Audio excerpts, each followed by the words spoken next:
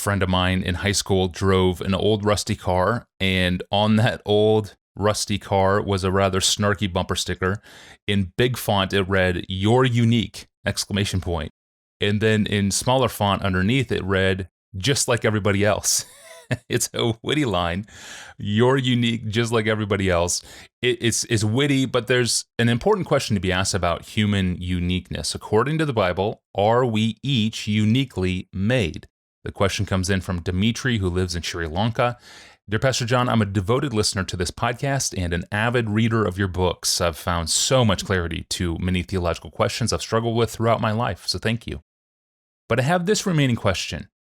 Did God make me unique?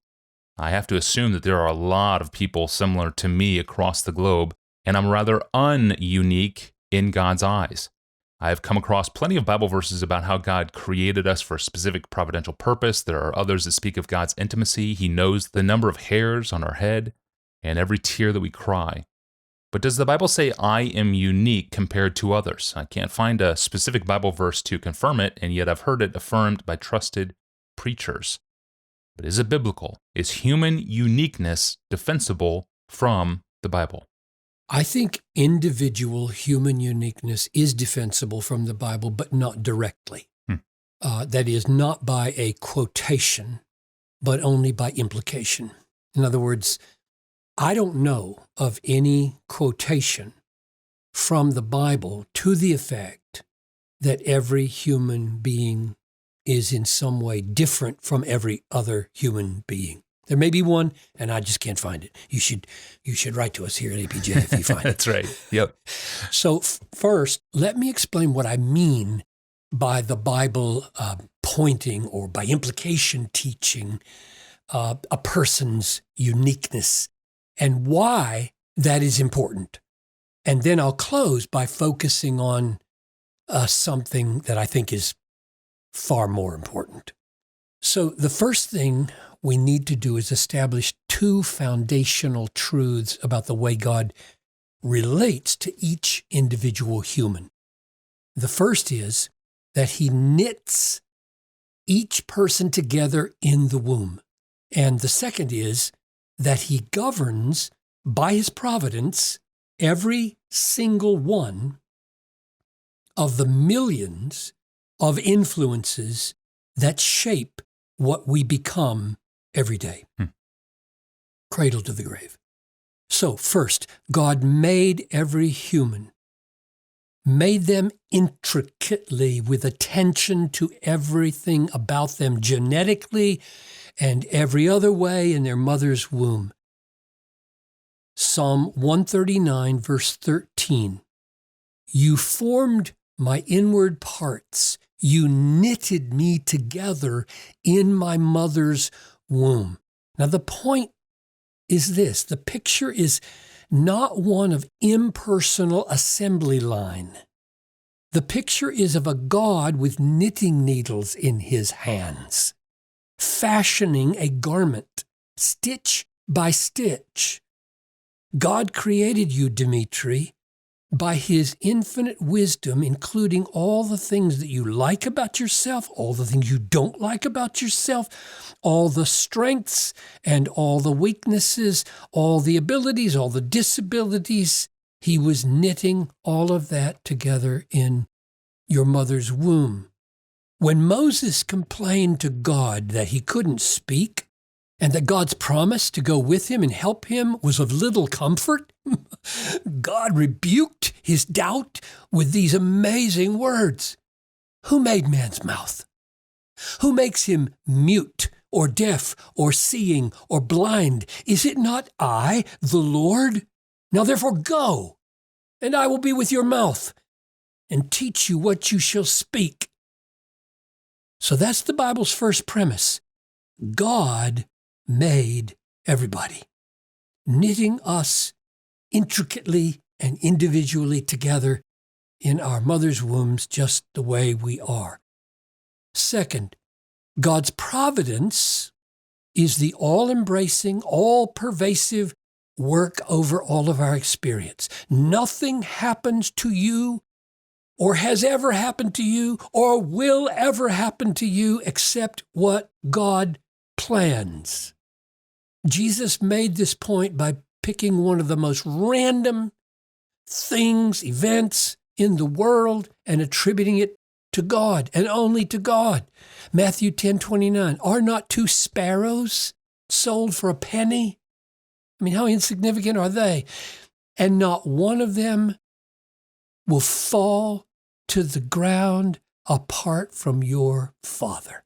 Millions and millions and millions of sparrows in this world, thousands dying daily, utterly insignificant and unknown to man, and not one of them falling from a tree apart from God's providence.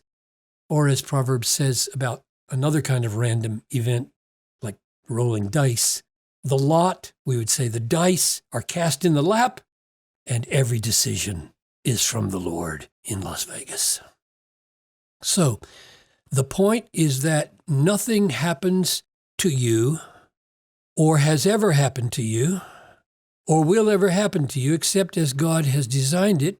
Now, if those 2 biblical premises stand, 1, you are created by God down to the very atoms and molecules of your DNA, and 2, all your experiences are planned by God down to the slightest breeze that blows a strand of your hair, then what you are in all your physical, psychological, relational, spiritual peculiarities are owing to God. It's owing to God. Then you take those 2 truths and think about their implications. This is why I said it's not a direct teaching, it's an implication. Yeah. The Bible tells us to do that kind of thinking. 2 Timothy 2:7, think over what I say and the Lord will give you understanding. And when you think about those 2 realities, you realize nobody, absolutely nobody has had your experiences. They have had similar experiences, but not your experiences. You have had millions of experiences, tiny and huge, lasting 1 second and lasting a year, conscious, unconscious, and all of them shape you. Every day we are being shaped by what we experience. Pathways in our brains are being laid down. Data is being stored. And nobody, absolutely nobody in the world has the same collection of millions of shaping experiences as you have. Similar? Yes. The same? Never. You are the only person who can have your experiences. Therefore, you are the only you in the world and in history. History. All of it. And since God is the creator of the experiencer in the womb and the governor of the experiences in life, the unique you is you by God's design. You are not random. You're not a sample of humanity. You are you by God's creating and providential design. And the reason that matters is that the Bible teaches that everything, including every individual, exists for the glory of Christ and the glory of God. Colossians 1:16, all things were created through Christ and for Christ, for His glory. Romans 11:36, from Him, from God, through Him, to Him are all things, to Him, all things, to Him, to His glory, all things. This means that the person you are, with all the uniquenesses of your genetic makeup and all your experiences, exists for the glory of Christ and the glory of God. You are like a prism, shaped like no other prism in the world, so that when the light of God shines on you, there is a kind of refraction, a combination of colors, so to speak, that only you can refract. And that's why you matter. Your life, devoted to God, reflects His glory in a way no other life can. Similar? Yes. but not the same. Your uniqueness devoted to Christ is a glory to Christ unlike any other. And as I have searched the scriptures looking for a more explicit statement about our uniqueness individually, the closest I have been able to come is Revelation 2:17, where Jesus says this, "To the one who conquers, I will give him a white stone with a new name written on it that no one knows except the one who receives it." Now, I can't prove that the name written on your stone, Dimitri, will be different from the name written on all the other believers' stones. The text doesn't say that. But here's what it does say, and this is what I was referring to way back at the beginning when I said that we would close on something more important than our unique existence. Revelation 2:17 does say that there is a unique attentiveness that Christ gives to every one of his people, a uniquely personal relationship, because he says, nobody knows your name except me and you. In other words, he turns our attention away from the uniqueness of our name to the uniqueness of our relationship with him. Whatever your name, and I do think it's unique, by the way, only Christ knows it and relates to you personally with it.